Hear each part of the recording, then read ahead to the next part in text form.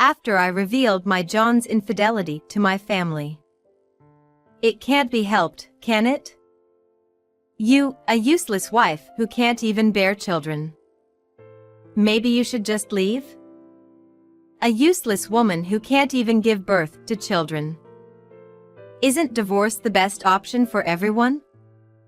They burst into laughter while saying these things. Understood. Then I'll call my parents here. Please say those exact words directly to my parents. And so, I made a phone call and invited my parents. I am Jessie, a 30-year-old housewife, currently undergoing fertility treatments. Since my father passed away in an accident when I was young, my mother raised me single-handedly until I became an adult. Thanks to her, I never felt deprived and lived a life like anyone else. 5 years ago, I was able to have a happy marriage. I quit my job and became a full-time housewife. My husband, John, is an ordinary 32-year-old office worker. I had hoped for a peaceful married life. Despite trying for 5 years, we still haven't been able to conceive a child. I have been going to the hospital for infertility treatments for years, but we are still unsuccessful. Consequently, I find myself living in a constant state of stress. And the main cause of this is the excessive pressure from my mother-in-law. At first, my mother-in-law asked in a gentle manner, "Still no children?" But after a year had passed, she started saying things like, "Still unable to conceive? Isn't it too late? Quit your job and make time for the sake of having a child." Eventually, she went on to say, "Are you really actively pursuing fertility treatments? Could it be that you're avoiding having a child and using contraception? Focus on your fertility treatments already." In the end, I decided to quit my job. Fertility treatments involve various tests and treatments that require money. Don't let John waste more money on this. Why can't you have a child? It's frustrating to be told such things. However, one day, my mother-in-law went so far as to accompany me to the hospital. To ensure that I was really undergoing fertility treatments, she confronted the attending physician, saying, "Why can't my daughter-in-law have children? Is she trying to deceive us with some strange treatment?" She relentlessly pressed the doctor. "It's not solely your wife's fault. There could also be factors related to her husband." To which my mother-in-law exclaimed, "That's impossible. Are you saying it's John's fault? There's absolutely no way. The fault lies entirely with this wife." She lashed out at the doctor and nurses before storming off. I felt deeply embarrassed and later apologized profusely. The doctor showed sympathy, saying, "You're in a difficult environment." I also spoke to my John about how unbearable the pressure from his mother had become. John responded, "There's no point in saying things like that. She's at an age where I want grandchildren." And that was the end of it. In the first place, my John wasn't actively involved in our fertility journey. Every single day, he would say, "I'm tired today. Let me rest." Even when I told him it was my ovulation day, he would often ignore me. Fertility treatments can't be done alone. Then, at one point, I mentioned, the doctor suggested that you should also get tested. John retorted, "Are they saying it's my fault? There's no way. Going to the hospital for fertility treatments is embarrassing." He started treating the whole process as if it were shameful. He felt completely responsible for everything and thought that I should just handle the treatment on my own since he wouldn't cooperate. My mother-in-law often showed up unannounced at our house and would even enter our bedroom without permission. Checking every nook and cranny, she would say, "You're not using contraception, are you?" and then she would leave, saying, "It's because of your infertility that your in-laws, are so disappointed. Please do something about it." Why did I have to endure such comments? The pressure and stress were overwhelming, and I was completely exhausted. Then, one day, I had an errand to visit my parents' house after a long time. Before leaving, I told John, "I'll be back late at night, so go ahead and have dinner without me." I felt relieved when I saw my mother after such a long time. Perhaps she was being considerate, but she didn't bring up the topic of grandchildren at all. In front of my kind mother, I let my guard down and opened up a little about undergoing fertility treatments and the immense pressure from my mother-in-law. Upon hearing this, my mother grew very concerned and said, "You don't have to push yourself so hard." Those gentle words from my mother made me feel at ease. Just when I was thinking that being at my parents' house was truly comforting, my father came home. Actually, last year, my mother remarried a man her acquaintance introduced her to. He was a man of great kindness and reliability, so I quickly accepted him as my father. When I mentioned my fertility struggles, my father said, "If anything happens, let me know right away. You can trust me." The kindness of my parents deeply touched me, and it renewed my determination to keep trying from tomorrow onwards. I feel energized now. "It's early, but I'll head back home today," I said as I left my parents' house. Although I had originally planned to have dinner there, I wanted to return home and have a proper conversation with John about our fertility journey. When I returned home and opened the front door, I saw a pair of unfamiliar women's shoes. I had a bad feeling, but I tried to convince myself it couldn't be true. I started recording with my smartphone and quietly opened the door to the room. Completely unaware of my presence, there was my John, embracing a strange woman, both of them naked. The woman noticed me and exclaimed, "Huh?" John turned to look at me, his face turning pale. "Jessie, why are you here?" The woman hastily dressed and ran out of the house. "What is going on here?" I asked, and John let out a deep sigh before adopting a defensive attitude. "Well, I also need a way to relieve myself. I mean, I can't find that release with you anymore. Or rather, I don't see you as a woman." He tried to justify his actions. "How can you think that way, knowing the struggles and emotions I go through during difficult infertility treatments? Now, change your clothes."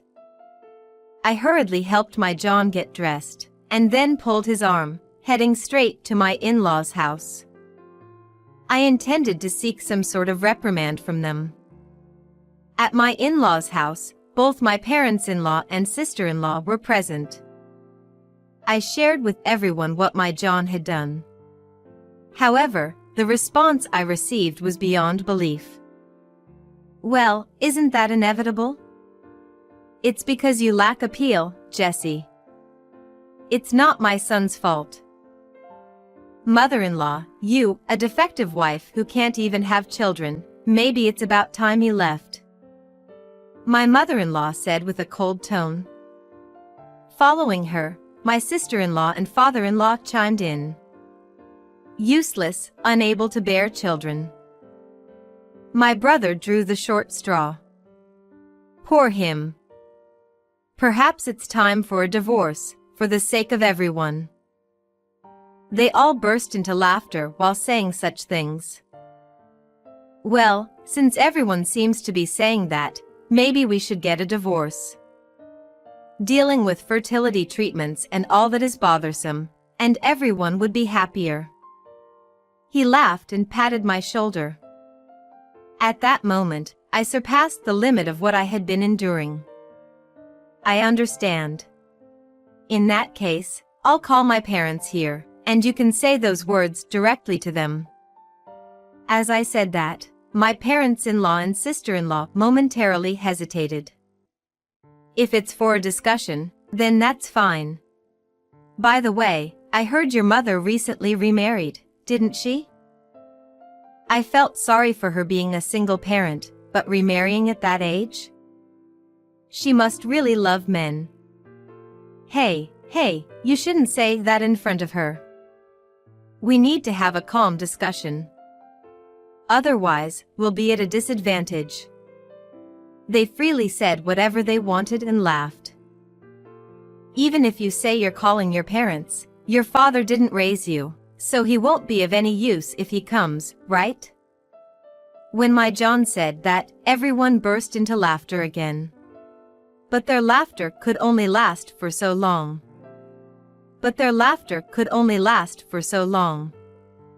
I explained the situation to my parents, and asked them to come to my in-laws' house. 30 minutes later, my parents arrived at the in-laws' house. I urged my mother-in-law to let them in, and as soon as my father appeared in the living room, both my father-in-law and John's expressions turned sour. Why are you here? This can't be true. What's going on, Jesse? I couldn't make any sense of their reactions. What's going on?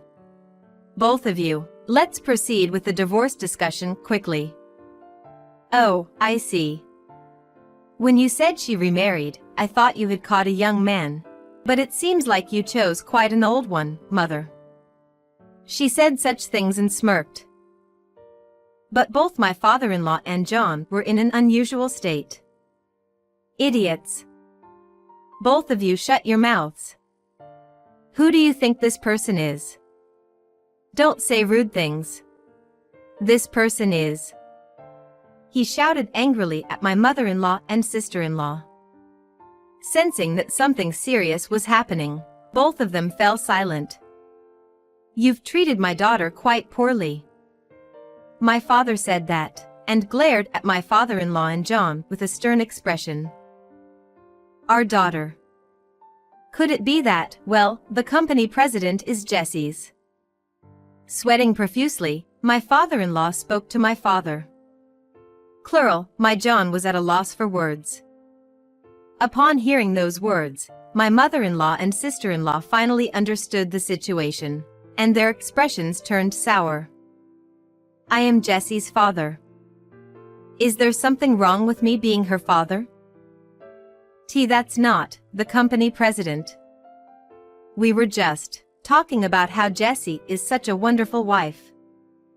Interrupting my father-in-law's excuse, I played the recording of the conversation I had with my parents-in-law and sister-in-law earlier, from my smartphone.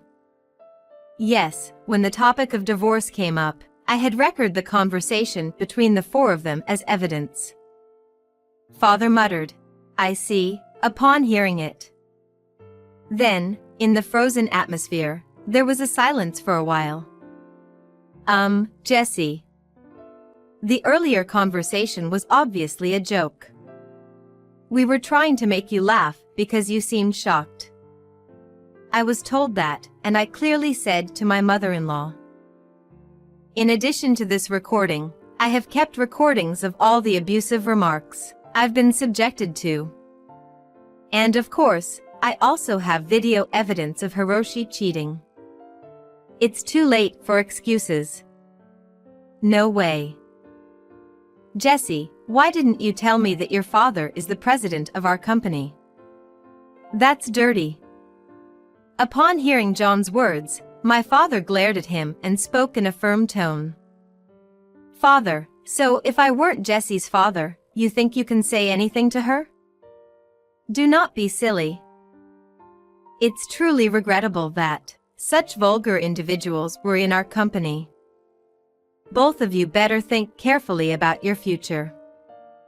John, upon hearing those words, turned pale. My father-in-law could no longer say anything and collapsed to the floor. My mother-in-law and sister-in-law had tears in their eyes from the shock. I understand that this kind of approach could be considered unfair. However, if they attacked me as a family, don't I have the right to retaliate as a member of my own family? I said to John that when I exit parents-in-law's house. After years of undergoing treatment at the hospital, it was concluded that there was no issue with me. So, the probability is high that the reason for our inability to have children lies with you, John. It will be quite a struggle for you to have children in the future. Upon hearing that, John sat on the floor in a daze. My parents and I left the despairing atmosphere of my in-laws' house behind. Subsequently, John and I proceeded with the divorce. He had been trying to contact me multiple times, but I blocked all of his attempts.